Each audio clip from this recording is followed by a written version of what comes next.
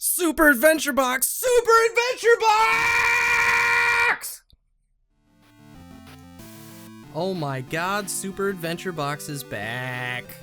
For those of you guys who don't know, Super Adventure Box was added by a developer who was just kind of farting around one day and came up with this super cool retro level scheme for Guild Wars 2. It was originally an April Fool's joke, and we got some more maps after a little bit, but then there was the dark times when Super Adventure Box kind of went away for a while, and people weren't really sure if it was ever coming back.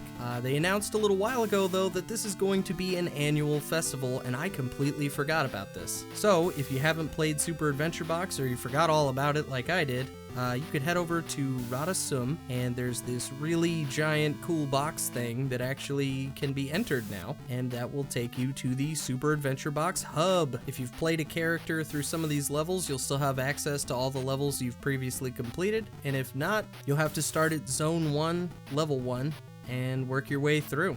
Super Adventure Box might be the best thing that Guild Wars 2 ever came out with.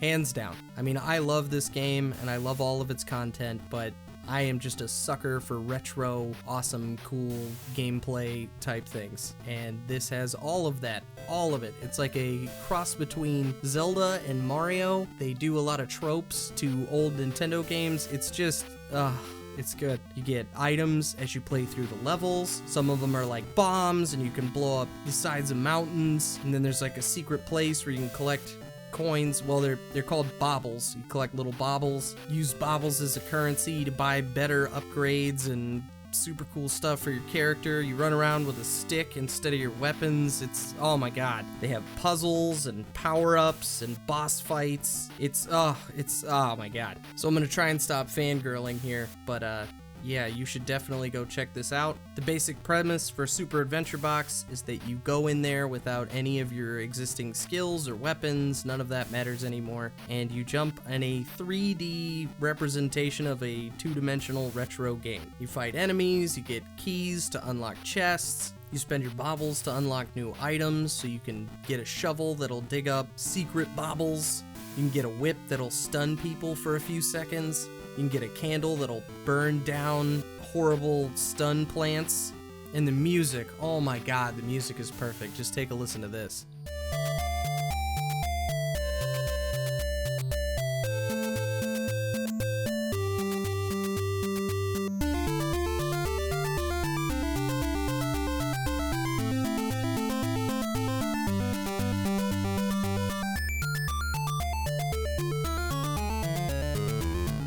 The boss fights feel really rewarding. You got a frog, giant frog king. Oh, there's a wizard, and he turns into a dragon.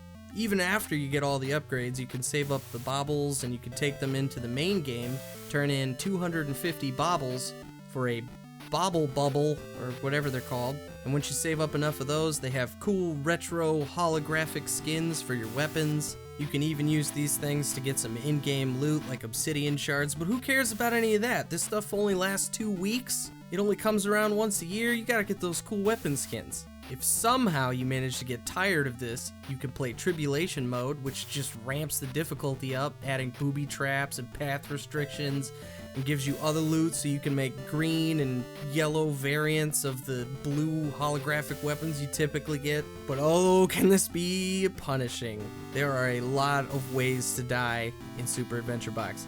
The green water hurts you, there's bombs and explosions, there's hillbillies with shotguns, bears that cast fire on you. Your health is replaced with hearts, so you can only take so many hits, so you gotta eat food to get that health back. It's, oh. And you have lives like an old retro game, so after you die so many times, you gotta continue. You get continue coins that you can buy with baubles. The mail they send you is gonna give you a couple, but eventually you're gonna run out of those because this game just wants to kill you. There's weird little bee dogs who will lead you to secret areas where you can fight a bee dog boss queen, get even more baubles and other loot. The daily achievements are going to give you even more baubles and reward you for playing this already awesome game type. On a more serious note, I will say that you do need to enjoy jumping puzzles to enjoy this content. Everything you do is going to involve jumping on things and missing platforms and dying and getting upset.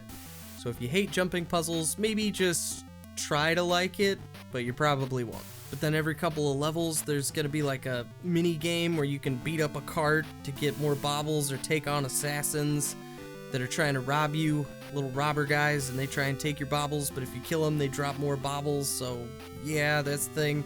ArenaNet has always handled April Fools brilliantly. They absolutely love to shock the players every April 1st, and this was one of the greatest additions that they've ever come out with. You gotta check out the patch notes that came along with this too. I'll leave a link in the description. Oh, just some really good stuff. I know that I'm kind of fangirling here, and I apologize. I'm just really excited. As a matter of fact, I'm just gonna play it. That's what I'm gonna do. And why are you watching this video even? Go play Super Adventure Box. You got 2 weeks. You got 2 weeks and then it's gone. Go play it. Thanks for watching.